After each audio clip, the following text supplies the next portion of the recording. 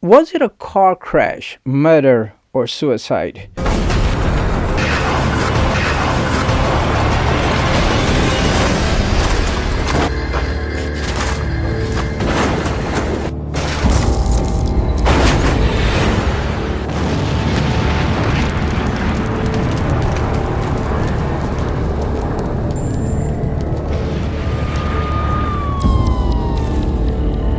After learning today's case, honestly, deep down in my heart, I have so many questions about the system that we are living in these days. Humanity has become so cheap, or it has made it to become very cheap. With so many doubts, we are pushed to the limits where we can trust no one no more. If that is the definition or identification of the law enforcement, the system, or wicked people, criminals, or even a victim, then there is something terribly wrong going on off the grid. But again, you be the judge, because today's story is incredibly strange, have so many twists and turns that we can learn so much from today's shocking mystery. So that's why today's story is a part of our shocking mystery series. Let's start today's true crime story. I am Uzair Sipra, and welcome to another episode on the shocking mystery on the Mirror.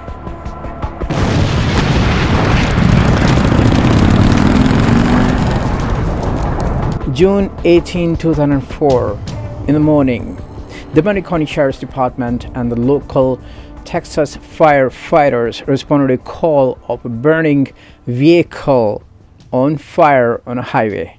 To find out, we need to go step by step backward to find out what exactly happened on June 17th midnight. To understand the case, we need to break it down layer by layer. Let me introduce to you the protagonist, Daniel, or Clay Daniel, or Clayton Daniel. He's 22 years old. He's a passionate Harley Davidson rider, and he's a mechanic. Nowadays he doesn't have any job. He is married to Molly Daniel. When he was marrying Molly already had her son from her previous relation, so he gets one stepson, and after marrying Molly, they share one daughter. So this is a small family.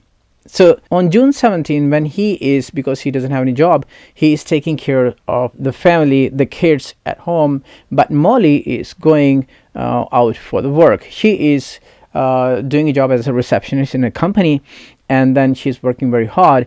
And recently they are facing a financial problems. It is very hard for them to make their end meets. Even though they are facing financial problems, Molly is dedicating her life to face this challenge, and she's making enough money for her survival. Clayton Daniel has a very strong bond with both kids. 4 years old Jacob, who is his stepson, also calls him dad, and 1-year-old daughter, who is very happy. June 18 in the morning, Molly doesn't find her husband, so she recalls her memory. Last night she comes back from her job, and then she finds out Clay and the both kids, they are playing around. They were very happy. They had a dinner together, and Clay didn't want to go to the bed. Maybe he wanted to visit her mom as usual. He does sometime, and then comes back in the midnight.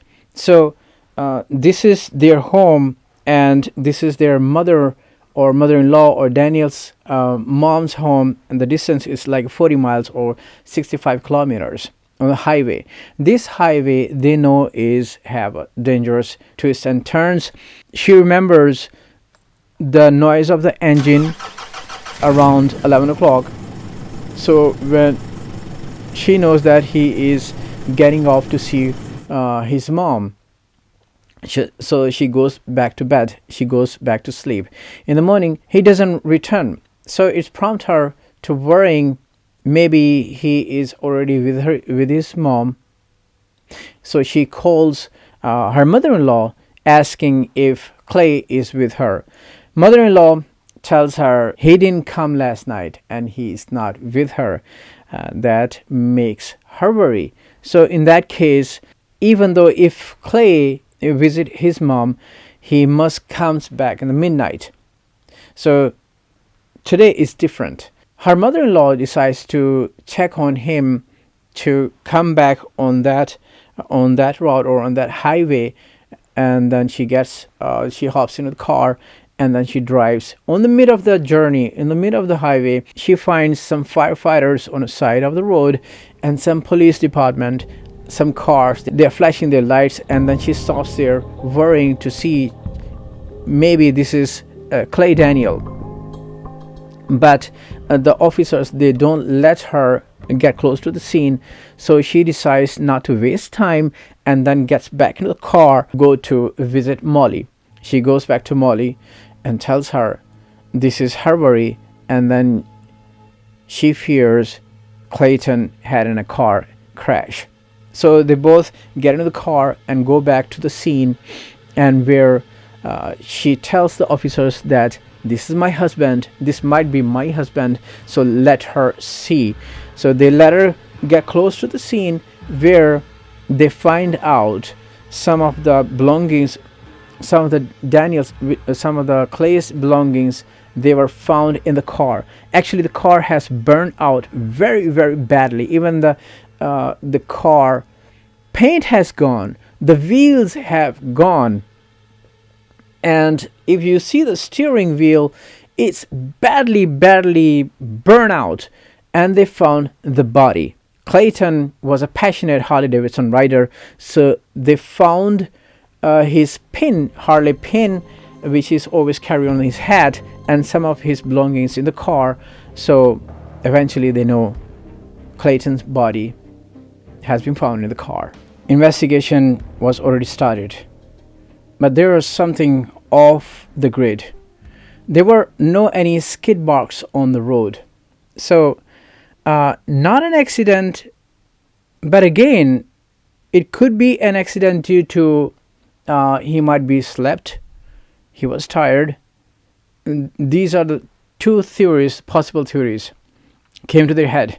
He might slept, or having a medical episodes caused him to get off the road and face this crash. Let's talk about some possibilities if that was an accident. But police was waiting for the forensic reports, and when the forensic reports came out, the autopsy didn't show any signs of the smokes in the lungs. So there were two theories. The first one, maybe the lungs were closed due to intensely high temperature, or he was already dead before the crash, or before the car burned out, or before the explosion. Meanwhile, the crime lab also shown the result of the car. They found out there were some chemical containers they were found in the car which caused explosion. That means there's one thing for sure: it wasn't an accident, it was rather a murder. So at this stage, police had to dig into Clay's history, and they came to know he was a violent man. 22 years old, passionate Harley Davidson rider, but a very violent man. And he has a very short temper, and on the same time, 10 days earlier before the car crash, he was pled guilty for assaulting a 7-year-old baby girl, or his own cousin. So his uncle, he was so furious, and he was sentenced very lightly, which made his uncle very angry. And at one point he threatened him to kill him. He not only assaulted his own cousin, 7-year-old cousin, but also beaten her up very badly. So he confessed, yes, he assaulted her own cousin, but he didn't beat her up. But anyway, he got this very light sentence of 30 days, which made his uncle very angry.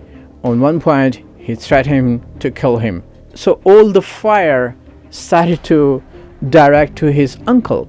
So police had to take him back to the police station for a statement, or for his words. Without wasting any time, he said, yes, That is so true that I hated my nephew, that he assaulted my child when it was like 8 years ago, and after 8 years he pled guilty of this sexual assault.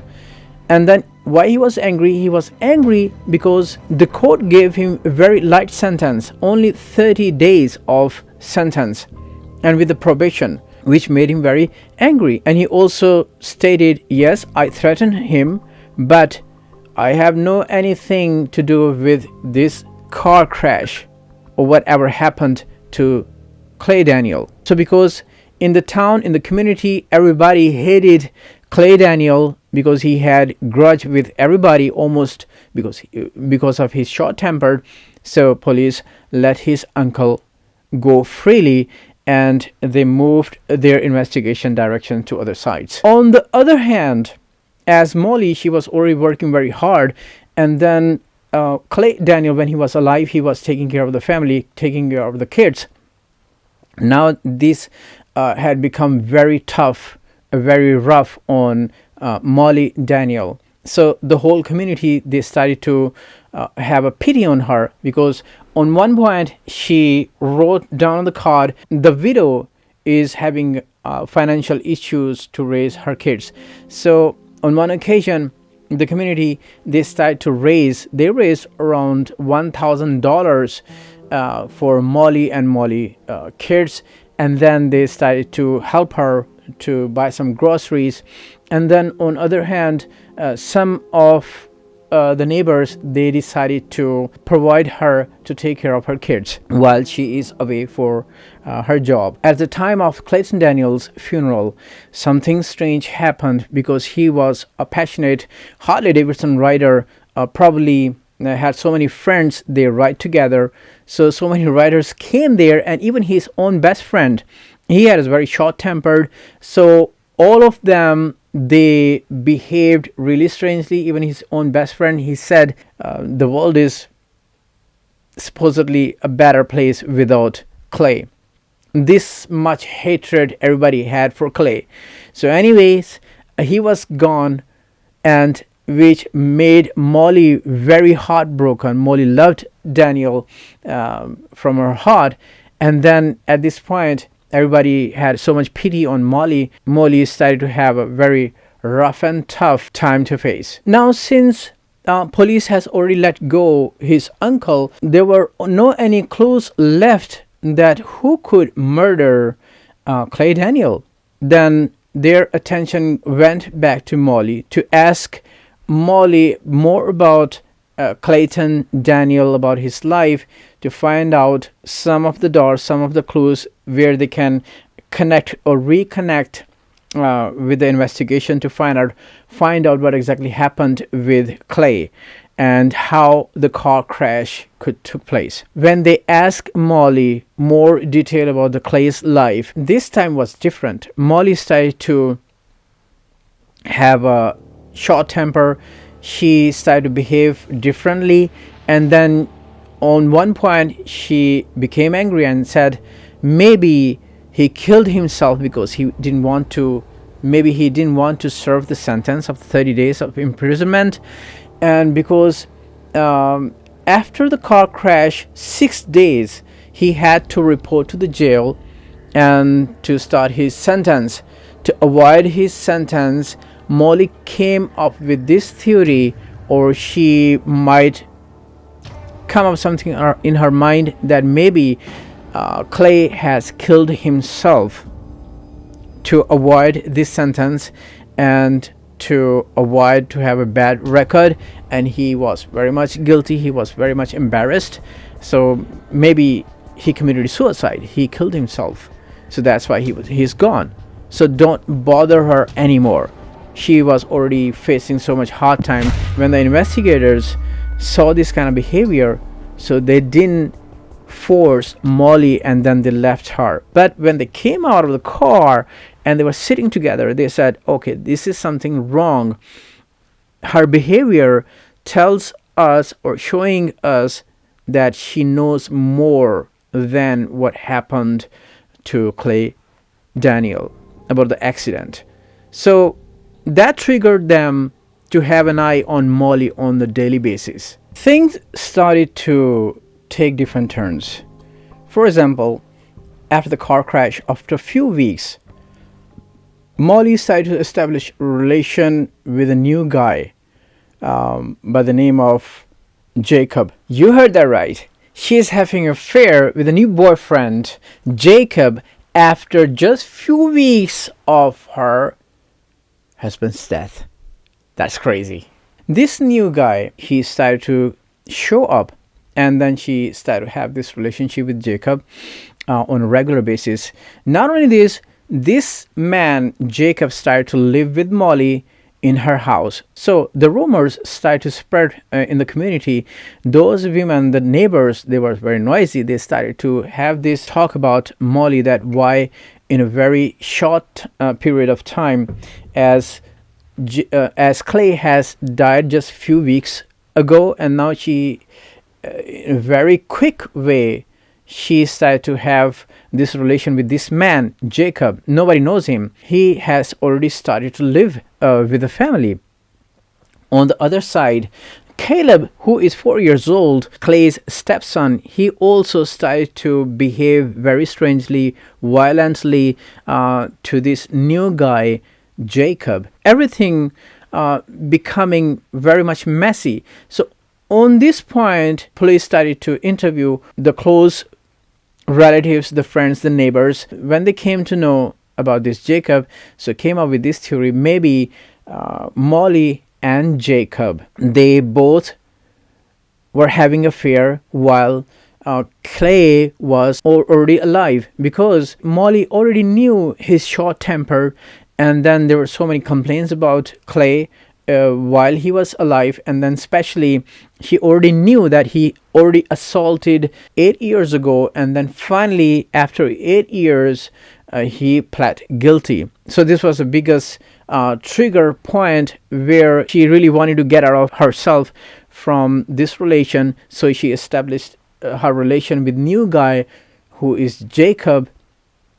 So there might be possibility they both planned to kill Clay.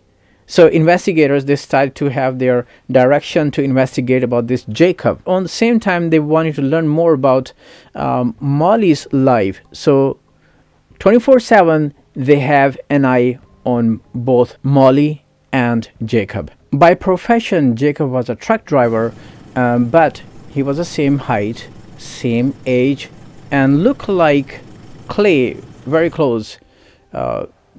The thing is, he had a beard with the black hair, and he was asked few questions, and then again the whole investigation directions were moved to Molly herself. There was one more thing that we cannot ignore.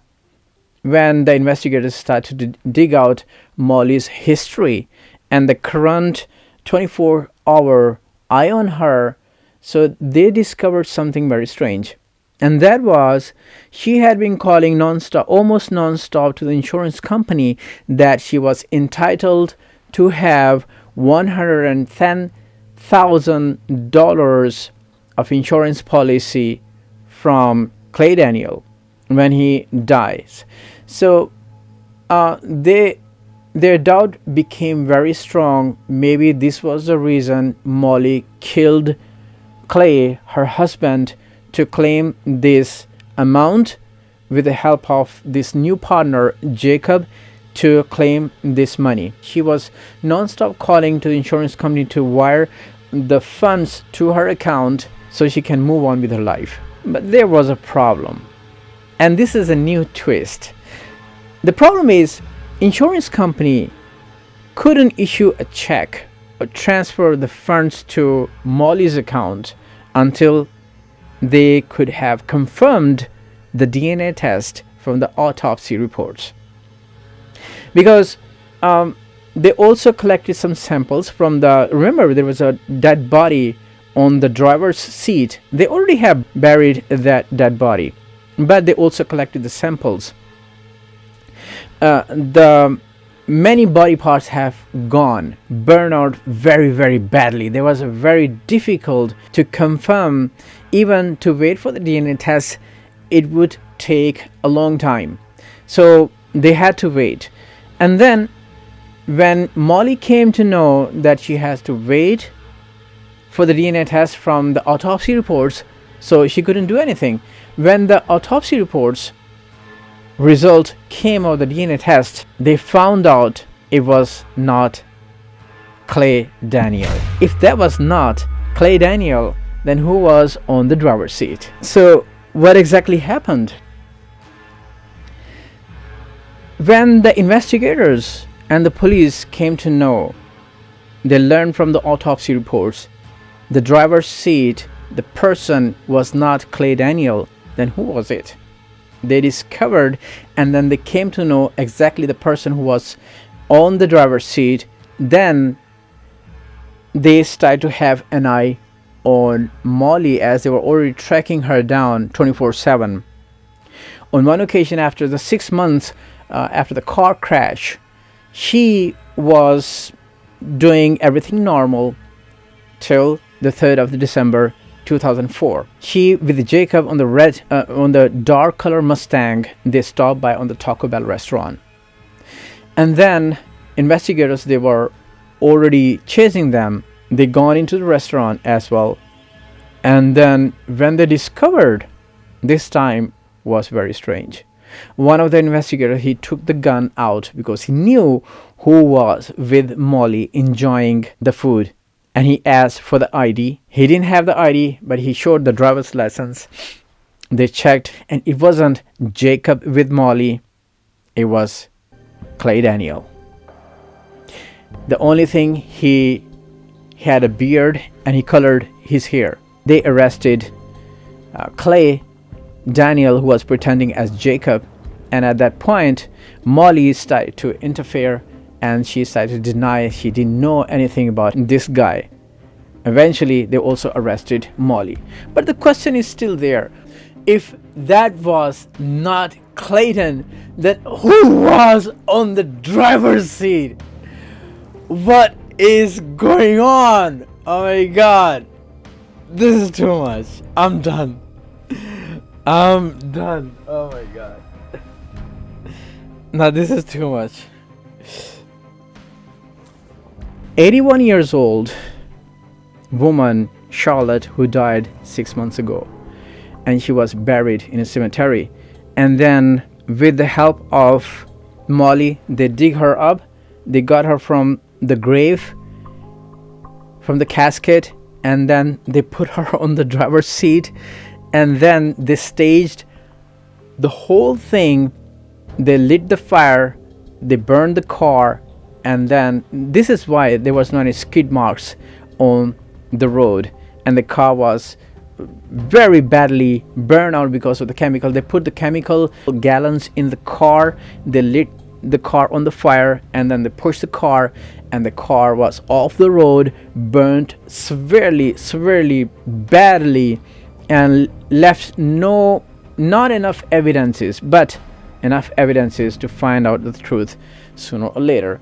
Even though after 6 months they discovered, when they got the forensic reports or the autopsy reports from the crime lab. So it was a 81 years old woman who was passed away, Charlotte, but later police got her back and gave her a new casket and then buried her in the cemetery. Then Molly, she said she was not helping Jacob in this kind of thing. They created the whole stage to claim this money, and their plan was they will go and settle in Mexico, and he will have a plastic surgery and then disappear from the record forever. Honestly, I have so many questions about this 22 years old idiot. He already manipulated his wife to do those shameful things, shared his plan to her. First of all, he faked his own death. And then secondly, he dug the grave, got an 81 years old lady who is resting in peace in her casket. He got her out and put her on the car seat, gave her his own clothes, put on her, and he gave her his shoes. I have no idea what he was thinking. We say in this world we can find the idiots. Here you go, I give you one. And burn her and kill her again, who is already dead. This is too much for me. I really cannot digest. This is too much for a day. Oh my god, I'm gonna lose my mind, honestly. Molly was sentenced to 20 years and Clay Daniel was sentenced to 30 years. So 10 years for desecrating the cemetery and violating the probation. So total was 30 years. But while they were behind the bar, Molly already divorced Clay Daniel, and then she was freed 2016 and reunited with her kids, while Mr. Clay Daniel is still serving the jail. And yet there are no any updates about Clay Daniel. And so I have this question. Now there is something really wrong with the system, what I was talking about. When he pled guilty to assault 7 years old child, his own cousin, and when he was pled guilty, the sentence was incredibly light. Why? He wanted to save his 30 days of imprisonment, which turned out 30 years of imprisonment. But my question is still there. Why 30 days when he was pled guilty to assault just a 7 years old little baby girl? Well, this was the story for today. And if you're a fan of the true crimes, mysterious and horror stories, also some movie reviews and the recaps, please subscribe to our YouTube channel. And if you have your own story, you can send it to me to my Instagram, which is uzair.sipra. And as always, please take care of yourself, your surrounding. I'm your host, Uzair Sipra. Until next time.